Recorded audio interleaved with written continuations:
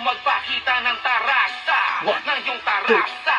Ng iyong tarasa. Sa panibagong hamon, isa ako sa mga naimbitahan na muli sumulat ng mga bara at sila ay masampulan. Sa unang itak pa lang, alam ko na agad na ako ay gaganahan na muli maglapat ng mga baran, siya naman ninyo mapapakinggan. Ganito lang talaga siguro pag nakarinig ng bago, pag narinig ng instrumento, mabubuo ng mga berso. Salkasabay lang sa pintig, pag pinakinggan ay astig. Pagkatapos imiin, pag-iisahin at gigisahin para mahain. Sana'y marinig itong awitin, soul ko ay tangkilikin hanggang makarating sa ibang iba. Yung kalibrit ko yung namithi, hindi na magpapagpik-tumpik. Nakalapat na ang bara kong astig, nilaan sa lahat upang marinig ang tarasa kong kaya magpayanig. Mga rima konektado, berso ko ay preparado. Aking pwersa ay ito todo para sure ball ang panalo. Pakikinig nyo sa aking sulit, di mabibitin kahit ibirit. Smooth pa rin sabay sabit at automatic na magkiklik.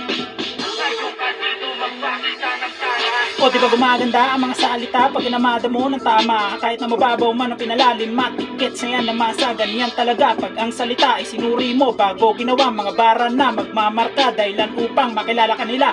Kala mo tapos na ako rito habang nagkakamali ka iho. Sa karera ko'y walang hinto hanggang marating ko ang tuktok. Ang pangalan ko'y maipagmalaki sa larangan na ito'y makapagsilbi, makapag-ambag ng sining na habang buhay magmamarka. Let's go!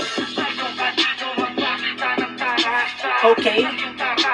Aha. Ng iyong tarasa. Yeah. Ngayon ka dito magpakita ng tarasa. Ng iyong tarasa. Ng iyong tarasa. Ngayon ka dito magpakita ng tarasa. Ng iyong tarasa. Ng iyong tarasa. Ngayon ka dito magpakita ng tarasa. Ng iyong tarasa. Ng iyong tarasa.